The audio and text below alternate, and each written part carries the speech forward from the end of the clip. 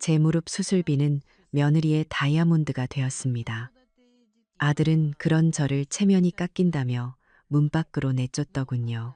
평생을 바친 자식에게 모든 것을 빼앗긴 이른둘의 어머니. 하지만 이것이 끝이 아니었습니다. 제 조용한 반격을 끝까지 지켜봐 주세요.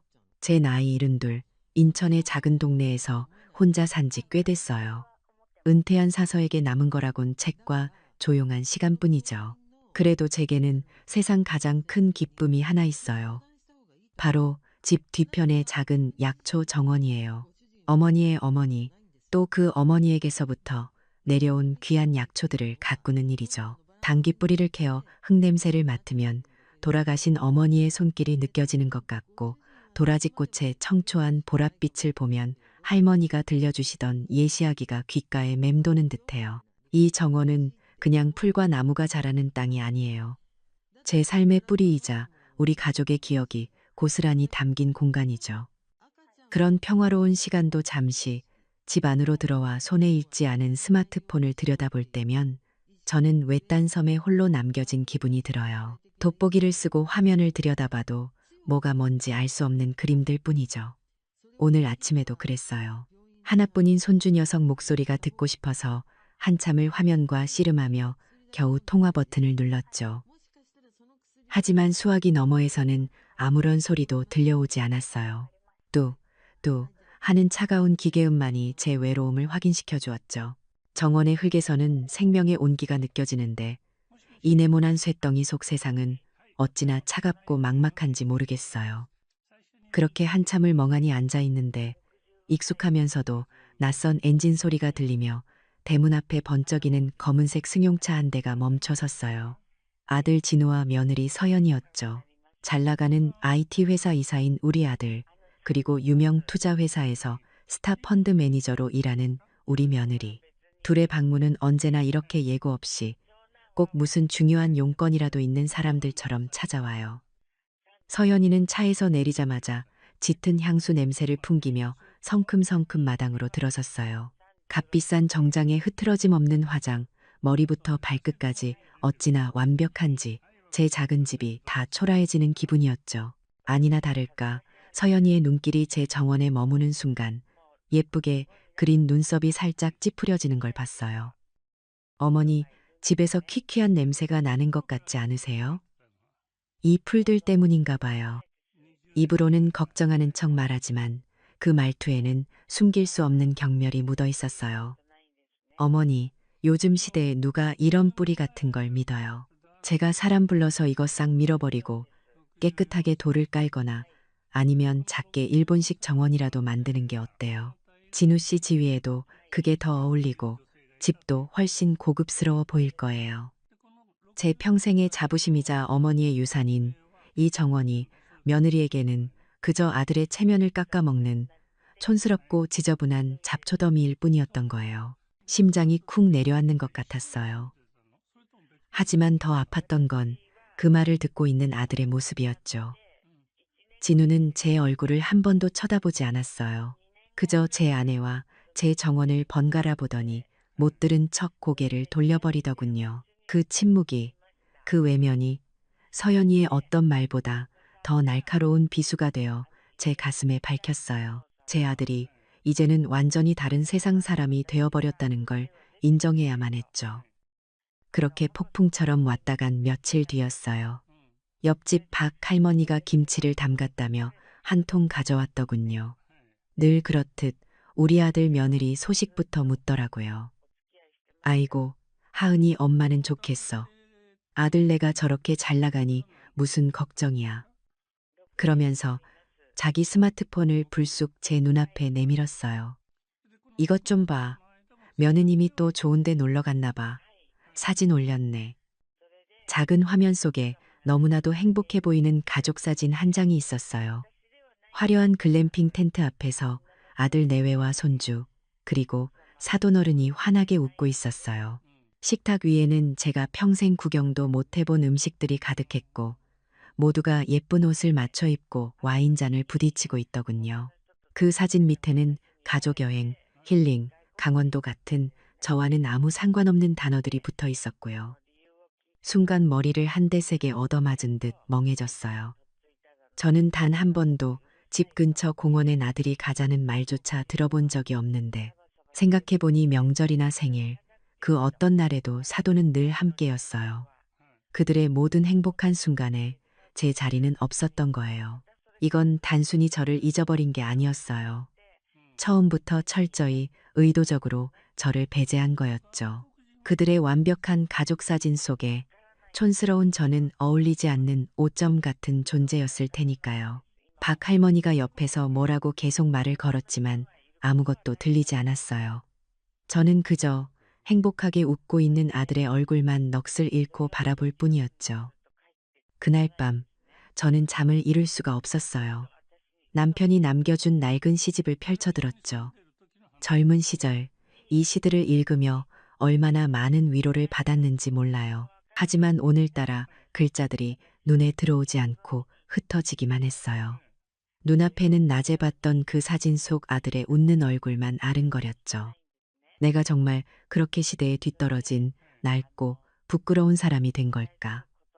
내 평생의 자부심이었던 저 약초 정원이 자식의 앞길을 막는 창피한 것이 되어버린 걸까?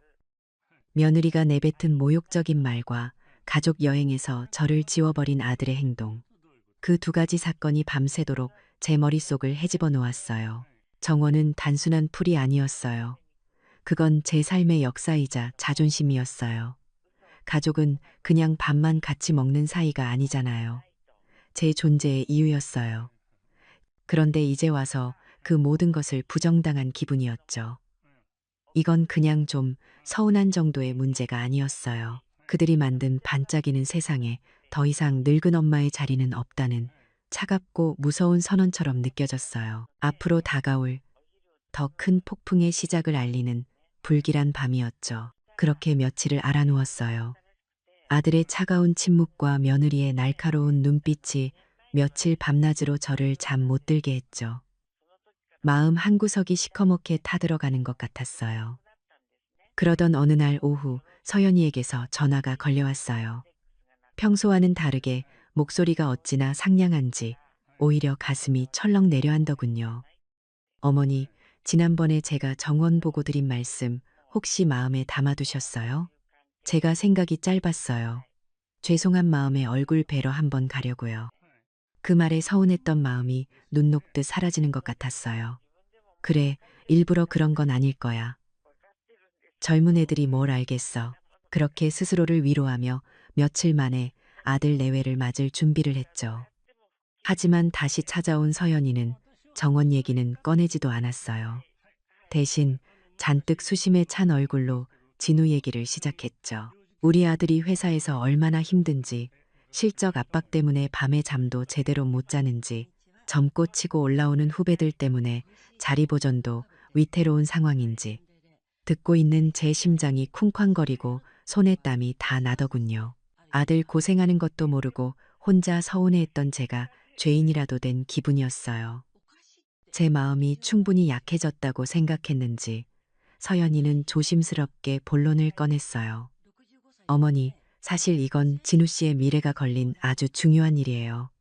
저희 회사 VIP 고객들만 가입할 수 있는 비공개 펀드가 있는데 수익률이 정말 엄청나거든요. 어머니께서 노후 자금을 잠시만 빌려주시면 몇 배로 불려서 드릴 수 있어요. 그럼 어머니 노후도 편안해지시고 진우 씨도 회사에서 입지를 다질 수 있고요. 효돈이 미래 보장이니 하는 달콤한 말들을 섞어가며 저를 설득하는데 이미 아들 걱정으로 마음이 무너진 저는 다른 생각을 할 수가 없었어요. 평생 아끼고 모은 내 마지막 남은 돈인데 하지만 자식이 저렇게 힘들어하는데 이 늙은 어미의 노후가 다 무슨 소용인가 싶었어요. 결국 저는 수십 년간 제 분신처럼 간직해온 저축 통장을 제 손으로 며느리에게 건네고 말았죠. 그렇게 모든 걸 내주고 나니 몸까지 탈이 났나 봐요. 추석을 며칠 앞두고 잠잠하던 무릎 통증이 다시 저를 괴롭히기 시작했어요. 걸을 때마다 뼈마디에 수천 개의 바늘을 꽂는 듯한 통증에 더 이상 버틸 수가 없었죠. 결국 아들에게 전화를 걸어 서울에 있는 큰 병원에 좀 데려다 달라고 부탁했어요. 하지만 진우는 중요한 화상 회의가 있다며 매정하게 전화를 끊더군요. 결국 서연이가 마지못해 저를 데리러 왔어요.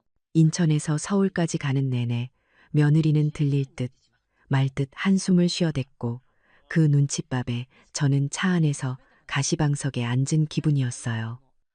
병원에 도착하니 정신이 하나도 없었어요. 사람들은 어찌나 많은지 접수부터 수납까지 전부 기계로 해야 하는데 저는 까막눈이나 다름없었죠. 버벅거리는 제 모습을 보던 서연이가 짜증 섞인 목소리로 제 손에서 신용카드를 낚아채 가더군요. 제 남은 생활비가 전부 들어있는 유일한 카드였어요. 어머니, 이런 건 저희가 다 알아서 할게요. 가만히 좀 계세요. 그렇게 아이 취급을 당하며 겨우 의사 선생님을 만났어요. 의사 선생님은 제 무릎 엑스레이 사진을 보여주며 연골이 다 닳아 없어져서 당장 인공관절 수술을 해야 한다고 했어요. 하지만 그 말을 듣는 순간 제 머릿속에는 수술 걱정보다 다른 생각이 먼저 들었어요. 선생님, 추석만 지나고 하면 안 될까요? 제가 모처럼 아들네 식구들이랑 다 같이 밥 한 끼 먹기로 해서요. 제 건강보다 흩어져 사는 가족들과의 따뜻한 밥 한 끼가 더 중요했던 제 모습이 지금 생각하면 참 어리석었죠. 진료를 마치니 이미 해가 져서 사방이 어두웠어요. 인천으로 가는 마지막 버스가 끊길 시간이었죠. 저는 용기를 내어 서연이에게 하룻밤만 신세질 수 있겠냐고 물었어요. 하지만 며느리의 대답은 얼음장처럼 차가웠어요. 어머니, 저는 집에 낯선 사람이 있는 게 익숙하지 않아서요. 낯선 사람. 제가 며느리에게 낯선 사람이었던 거예요. 그 말에 더 이상 아무 말도 할 수 없었어요. 아픈 다리를 절뚝이며 버스 터미널까지 서둘러 가느라 저는 서연이에게 맡겼던 신용카드를 돌려받는 것을 까맣게 잊고 말았죠. 집에 돌아온 다음 날부터 며느리에게 몇 번이나 전화를 걸었어요. 하지만 받지 않더군요. 아들에게 전화하니 연말이라 바쁘다는 말만 하고는 금방 끊어버렸고요. 더 이상 귀찮게 하는 것 같아 추석 때 만나서 얘기해야겠다고 마음먹었죠.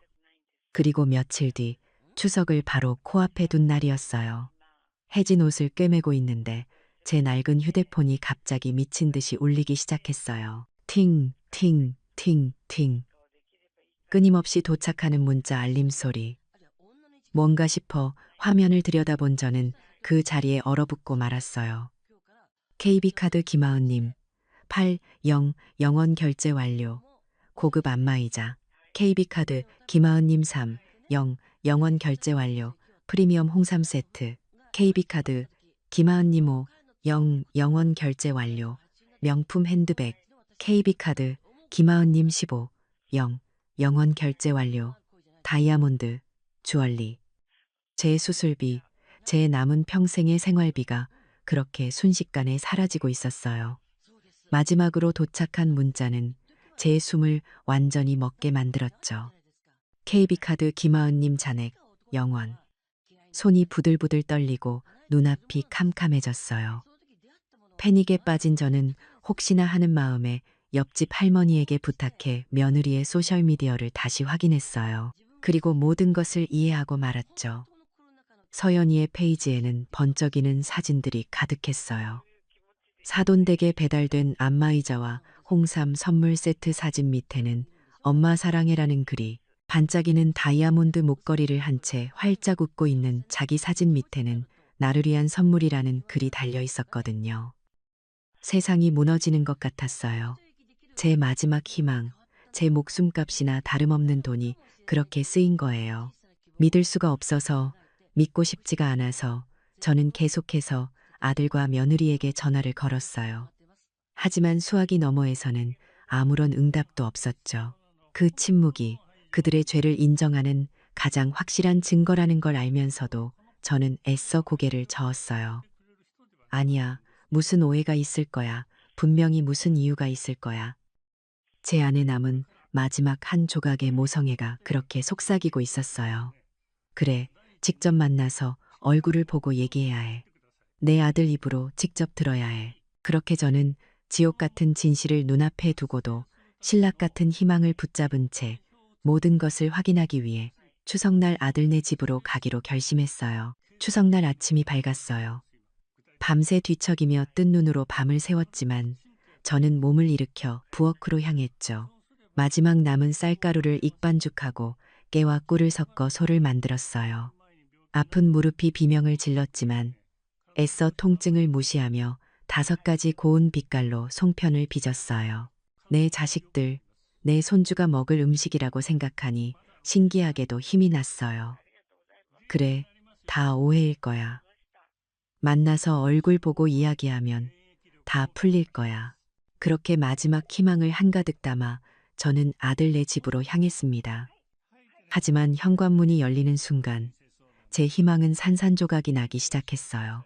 집안에서는 명절 음식 냄새 대신 낯설고 화려한 향신료 냄새가 진동을 했거든요. 거실 식탁 위에는 제가 평생 처음 보는 5성급 호텔에서나 나올 법한 음식들이 번쩍이는 그릇에 담겨 있었습니다. 그리고 그 상석에는 마치 이 집의 진짜 주인인 양사돈 부부가 점잖게 앉아 있었죠. 어머님, 오셨어요. 아이고, 이걸 다 뭐하러 만들어 오셨어요. 서연이는 과장된 미소를 지으며 제 손에 들린 송편 바구니를 받아들었어요. 그리고는 사돈이 들을 수 있을 만큼의 목소리로 말했죠. 요즘은 위생 때문에 집에서 만든 음식은 손님상에 내기가 좀 그렇더라고요. 마음만 감사히 받을게요. 그 말과 함께 제 정성이 담긴 송편은 마치 쓰레기라도 되는 양부엌 구석 싱크대 옆으로 밀려나 버렸어요. 심장이 쿵 하고 바닥으로 떨어지는 기분이었죠. 식사 시간은 고문이나 다름없었어요. 사돈 부부는 며칠 전 제가 피 같은 돈으로 사준 안마의자가 얼마나 좋은지, 홍삼 선물이 얼마나 귀한지를 입에 침이 마르도록 칭찬했어요. 그럴 때마다 서연이는 교묘하게 저를 쳐다보며 비웃었죠. 제 낡은 옷차림, 제 구식 말투, 모든 것이 그들의 대화 속에서 조롱거리로 변해갔어요. 이 모든 것이 저를 이 가족의 격을 떨어뜨리는 이물질로 낙인 찍으려는 치밀하게 계획된 정서적 학대라는 걸 깨닫기까지는 오랜 시간이 걸리지 않았어요. 더 이상은 참을 수가 없었어요. 저는 숟가락을 내려놓고 떨리는 목소리를 애써 가다듬으며 말했어요. 서연아, 내 신용카드 이제 돌려주지 않으련. 순간 식탁의 모든 소음이 멎었어요. 서연이는 잠시 당황하는 듯 했지만 이내 특유의 뻔뻔한 미소를 지으며 말하더군요. 아이고, 깜빡했네. 근데 뭐가 그리 급하세요? 제가 잘 가지고 있다가 드릴 텐데. 뭐가 급하냐고.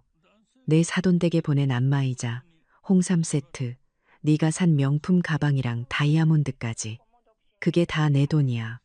내 수술비, 내 마지막 남은 돈이라고. 결국 참았던 분노가 터져 나왔어요. 하지만 서연이는 눈 하나 깜짝하지 않았어요. 오히려 숟가락을 소리나게 내려놓으며 저를 노려봤죠. 어머니, 말씀이 좀 지나치시네요. 어차피 그 돈 나중에 저희가 상속받을 돈 아니에요? 미리 좀 당겨 쓴 게 뭐 그리 대수라고 사돈 어른들 다 계신 데서 망신을 주시는 거예요? 그 순간 제 머릿속에 무언가가 툭 하고 끊어져 버렸어요. 부양? 내 수술비를 훔쳐서 내 목에 다이아를 거는 게 부양이니. 제 절규의 상황이 불리해졌다고 판단했는지 서연이는 화제를 돌려 공격을 시작했어요. 됐고요. 이렇게 말이 안 통하시니 저희도 어쩔 수 없네요. 어머니, 저희가 사는 이 집 이제 저희 명의로 넘겨주세요. 이런 촌스러운 주택 말고 진우 씨 지위에 걸맞게 멋진 빌라를 지어야겠어요. 기가 막혀서 아무 말도 나오지 않았어요.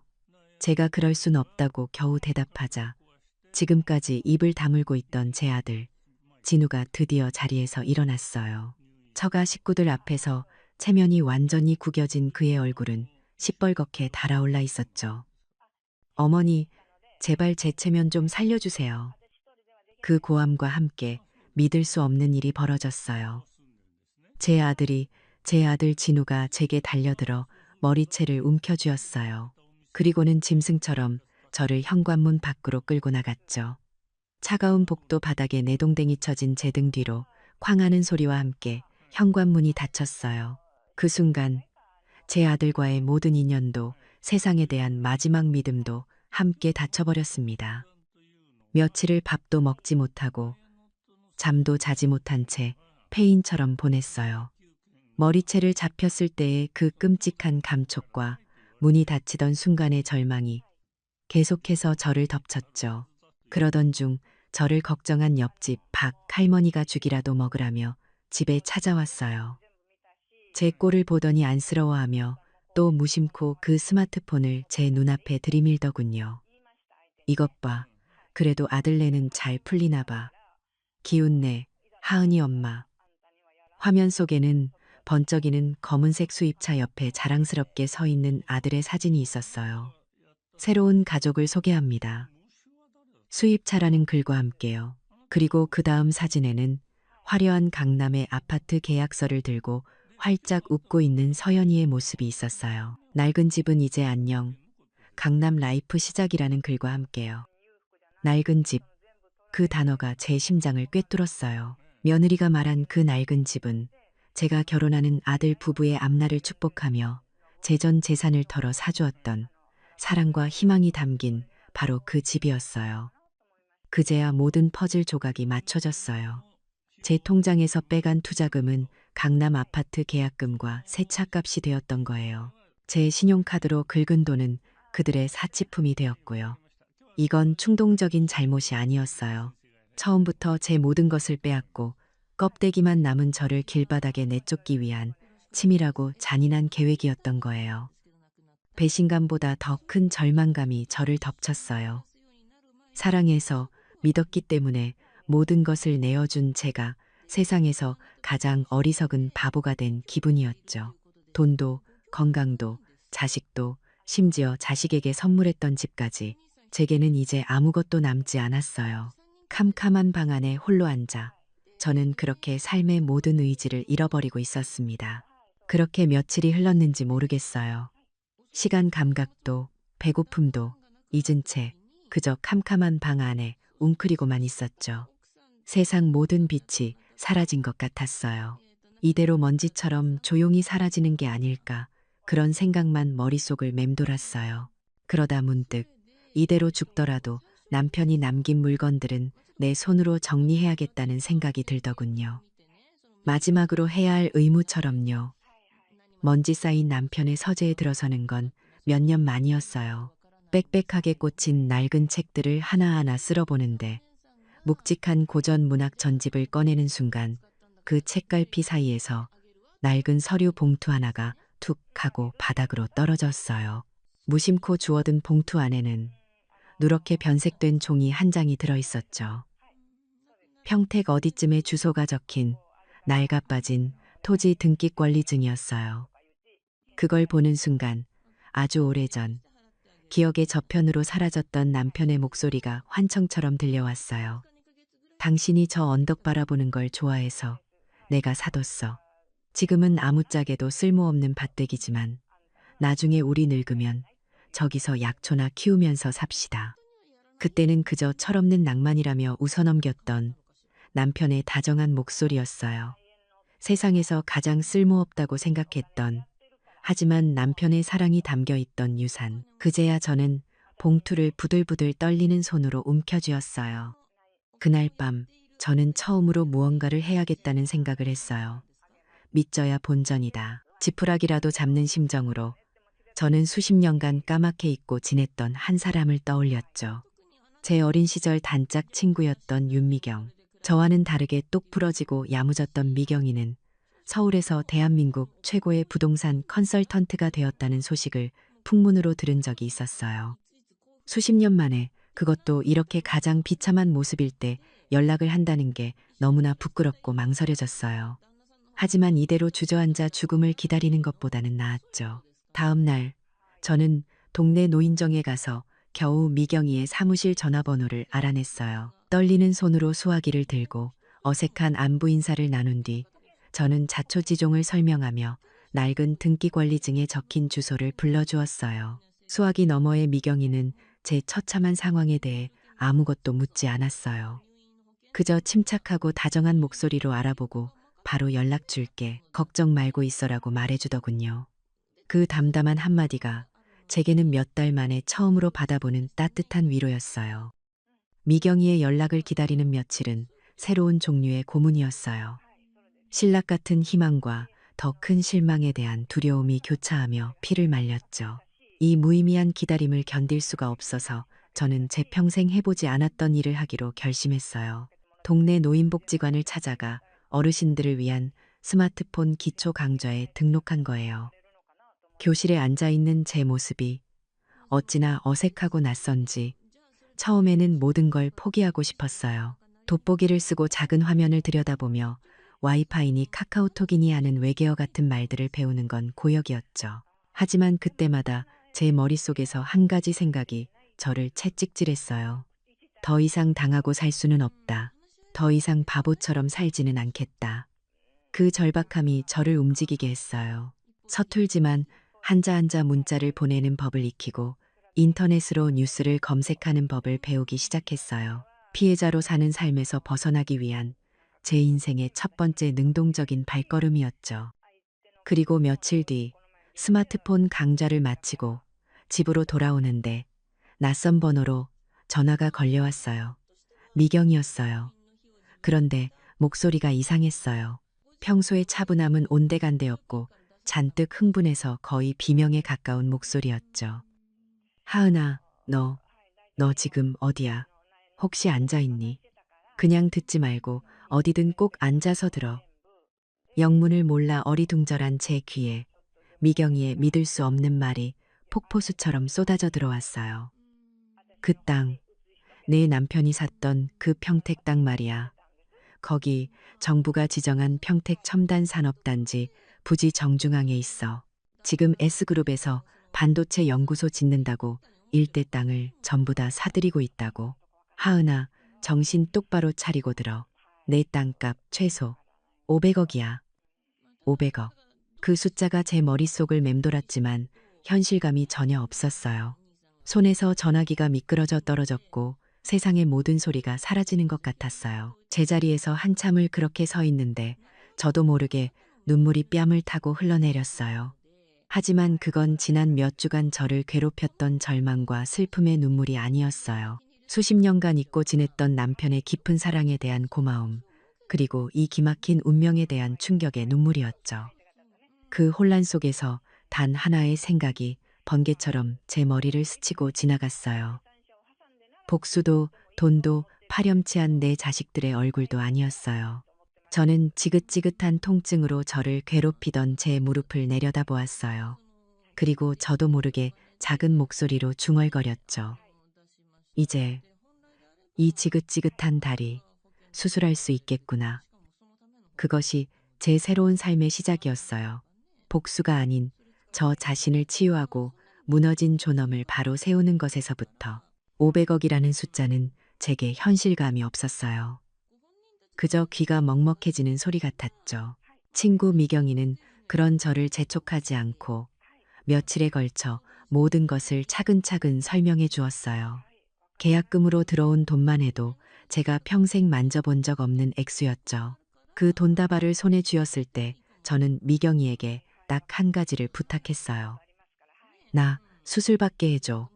서울에서 제일 좋은 병원, 제일 실력 좋은 의사 선생님한테. 복수는 그 다음이었어요. 제 돈을 훔쳐간 자식들에게 무언가를 하기 전에 저는 먼저 저 자신부터 되찾아야 했어요. 무너진 몸과 마음, 짓밟힌 존엄을 바로 세우는 것이 제 반격의 첫걸음이었죠. 미경이의 도움으로 입원한 서울의 대학병원 VIP 병실은 서연이를 따라갔던 그 복잡하고 차가운 병원과는 전혀 다른 세상이었어요. 따뜻한 햇살이 들어오는 넓은 창, 제 취향에 맞는 그림들, 그리고 저를 인격적으로 존중해주는 의료진들. 그곳에서 저는 비로소 지난 몇 년간 잃어버렸던 나라는 사람을 대접하기 시작했어요. 수술은 성공적이었어요. 지긋지긋한 통증이 사라진 다리로 첫걸음을 내디뎠을 때 저는 세상을 다시 얻은 기분이었죠. 회복하는 동안 미경이는 제 곁을 지키며 단순한 간병인 이상의 역할을 해주었어요. 그녀는 가십 잡지 대신 최신 경제신문과 시사 잡지를 가져다 주었고, 저희는 세상 돌아가는 이야기, 금융, 그리고 문화에 대해 밤늦도록 이야기를 나눴어요. 제 머릿속에서 잠자고 있던 지성과 세상에 대한 호기심이 다시 깨어나는 시간이었죠.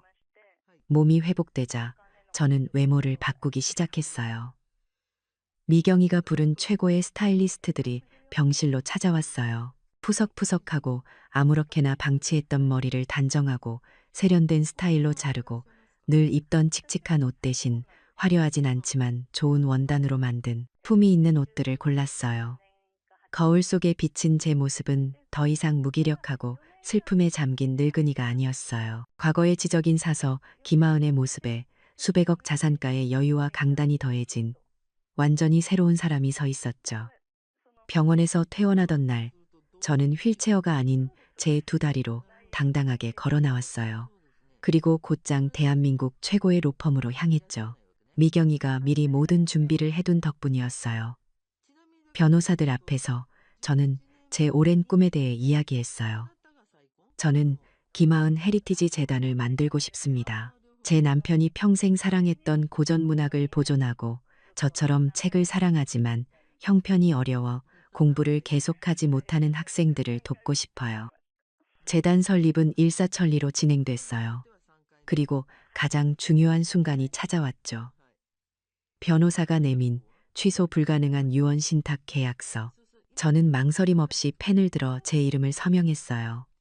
변호사의 확인말이 귓가에 선명하게 울렸죠. 이 서명으로 이진우 씨는 법적으로 어머님의 재산에 단 1원도 상속받을 수 없게 됩니다. 이것으로 법적인 복수는 끝났어요. 이제 남은 것은 그들에게 사회적인 판결을 내려주는 일이었죠. 며칠 뒤 저는 미경이가 주선한 유명 월간지와의 단독 인터뷰를 위해 고풍스러운 한옥 호텔에 앉아 있었어요. 저는 제 기구한 사연을 복수심에 불타는 어조로 이야기하지 않았어요. 오히려 평생 책을 사랑했던 남편의 유지를 받들어 이 사회에 마지막으로 기여하고 싶다는 마음을 담담하고 진솔하게 풀어냈죠. 다음 날 아침 제 이야기는 대한민국을 뒤흔들었어요. 모든 포털 사이트의 메인 화면이 70대 은퇴 사서 500억 전 재산 사회 환원이라는 헤드라인으로 도배되었죠. 저는 순식간에 존경받는 독지가이자 이 시대의 진정한 노블레스 오블리주를 실천한 상징적인 인물이 되었어요. 그 뉴스는 당연히 진우와 서연이에게도 들어갔겠죠. 새로 산 제 스마트폰에는 수백 통의 부재중 전화와 용서를 구하는 애절한 문자 메시지들이 쌓여갔어요. 저는 그 모든 것을 무시했어요.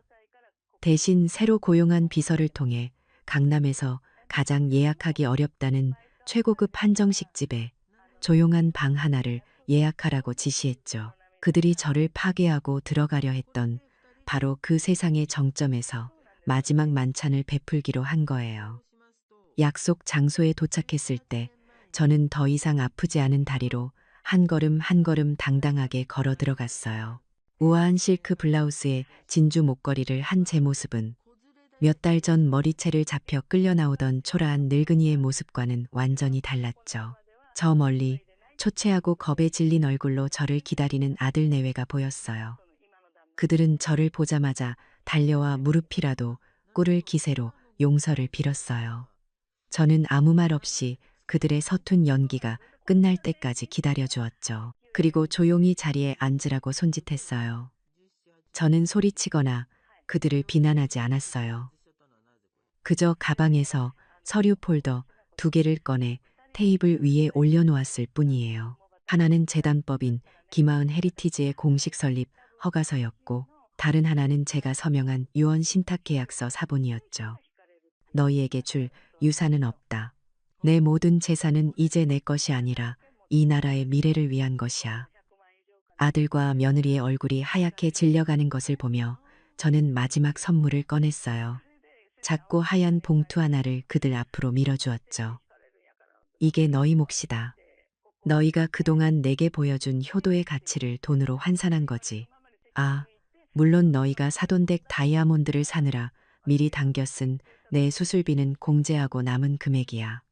봉투 안에는 정확히 100만 원이 들어있단다. 그 순간 스타 펀드 매니저였던 최서연의 이성이 완전히 끊어지고 말았어요.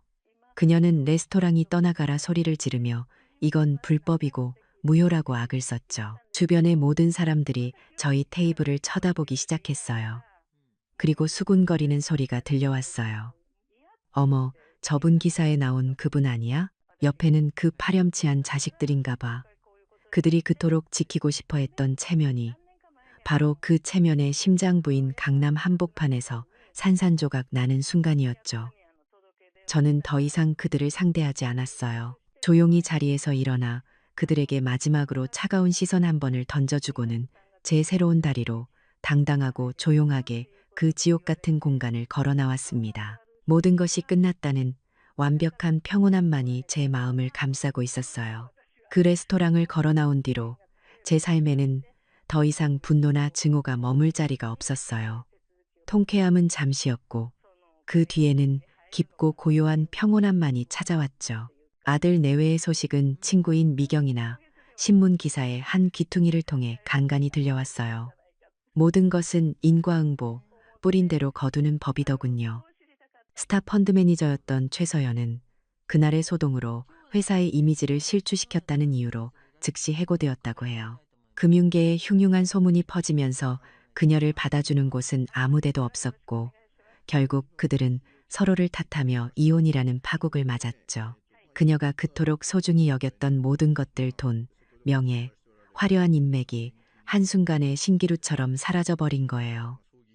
제 아들 진우 역시 모든 것을 잃었어요. 회사에서 권고사직을 당하고 강남 아파트 계약금도 번쩍이던 수입차도 모두 날렸다고 들었어요. 나중에는 한 건설 현장에서 안전모를 쓴 채 혼자 컵라면으로 끼니를 때우는 모습을 봤다는 사람도 있었죠. 그 이야기를 전해 들었을 때 제 마음속에 기쁨은 없었어요. 그저 한때는 제 전부였던 아들의 어리석은 삶에 대한 마른 강물 같은 슬픔만이 희미하게 흘렀을 뿐이에요.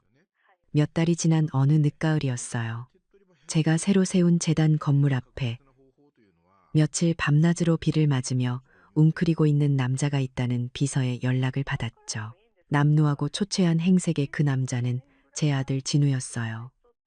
마침내 제가 그의 앞에 섰을 때 진우는 아무런 변명도 하지 않았어요. 그저 잿빛이 된 얼굴로 저를 올려다보더니 쿵소리를 내며 무릎을 꿇더군요. 그리고는 어린아이처럼 소리내어 울며 말했어요. 잘못했습니다, 어머니. 제가 다 잘못했습니다. 저는 그를 일으켜 세우지 않았어요. 그저 무릎 꿇고 있는 아들을 조용히 내려다보았죠. 한참 뒤에 저는 차분한 목소리로 말했어요. 내 잘못은 나에게 용서받을 일이 아니다. 내 스스로에게 그리고 네가 그토록 외면했던 내 아버지의 기억에게 용서를 구하거라. 내 인생은 이제 온전히 내가 책임져야 할 몫이다. 그 말을 끝으로 저는 뒤돌아섰어요. 그를 용서하고 안 하고의 문제가 아니었어요. 저는 그저 제 삶에서 그를 온전히 놓아준 거예요. 그리고 제 자신을 지긋지긋했던 모성의 굴레로부터 완전히 해방시켜 준 거죠. 저는 인천의 그 집을 떠나 한강이 시원하게 내려다 보이는 서울의 한 고급 실버타운으로 이사했어요. 고통스러웠던 기억이 깃든 곳에서 벗어나 아름답고 새로운 풍경 속에서 남은 인생을 살고 싶었거든요. 그곳에서 저는 제 오랜 꿈이었던 고전시 낭독 클럽을 시작했어요. 처음에는 미경이를 포함한 몇몇 친구들과 조촐하게 시작했지만 책을 사랑하는 제 진심이 통했는지 입소문이 나기 시작했죠. 은퇴한 대학 교수님, 사업을 하시다. 은퇴한 회장님, 평생 그림만 그리신 화가 할머니. 각자 다른 삶을 살아온 사람들이 제 작은 클럽으로 모여들었어요. 저희는 함께 시를 읽고 인생을 이야기하며 서로의 상처를 보듬어 주었죠. 혈연으로 얽히지 않았지만 서로를 깊이 존중하고 이해하는 새로운 공동체, 새로운 가족이 생긴 거예요. 재단의 명예이사장으로서의 활동도 제 삶에 큰 기쁨이 되었어요. 저는 단순히 이름만 빌려주는 것이 아니라 직접 장학생들을 만나 그들의 꿈과 고민을 들어주었죠. 맑은 눈을 빛내며 자신의 미래에 대해 이야기하는 젊은 학생들을 볼 때면 제 마음도 함께 뜨거워졌어요. 지식은 머리에만 담아두는 것이 아니라 가슴으로 느끼고 발로 실천할 때 비로소 지혜가 된단다. 제 삶의 굴곡을 통해 얻은 이 깨달음을 나눠줄 때 저는 제가 살아있음을, 그리고 제 삶이 누군가에게 의미 있는 영향을 주고 있음을 느낄 수 있었어요. 이제는 더 이상 스마트폰이 두렵지 않아요. 태블릿 PC로 해외에 있는 장학생과 화상 통화를 하고 재단 홈페이지에 올라온 소식들을 직접 확인하죠. 기술은 더 이상 저를 고립시키는 벽이 아니라 세상을 더 넓게 끌어안게 해주는 따뜻한 도구가 되었어요. 오늘 아침에도 저는 어김없이 한강변을 산책했어요. 제 옆에는 시낭독 클럽의 친구들이 함께 웃으며 걷고 있었죠. 더 이상 저를 괴롭히는 무릎 통증은 없었어요. 시원한 강바람을 맞으며 햇살에 반짝이는 윤수를 바라보며 걷는 이 평화로운 순간이 얼마나 소중한지 몰라요. 저 멀리서 주말을 맞아 봉사활동을 나온 재단 장학생 몇몇이 저를 알아보고 환하게 손을 흔들며 인사했어요. 저는 그 아이들을 향해 진심으로 환하게 웃으며 손을 흔들어 주었어요. 더 이상 외롭지 않아요. 피로 맺어졌던 가족은 제게 깊은 상처를 주었지만 이제 제 곁에는 마음으로 이어진 더 크고 따뜻한 가족들이 있으니까요. 과거의 고통은 저를 파괴하지 못했어요. 오히려 그 아픔을 딛고 일어선 제 삶은 이제 많은 이들에게 희망과 위로를 주는 한편의 아름다운 시가 되었으니까요. 결국 이 이야기는 우리에게 보여주는 것 같아요. 진정한 가족이란 혈연으로 맺어지는 것이 아니라 서로의 마음을 보듬는 존중으로 완성된다는 것을요. 그리고 나 자신을 지킬 힘이야말로 그 누구도 빼앗을 수 없는 가장 소중한 재산이라는 사실을 말이에요.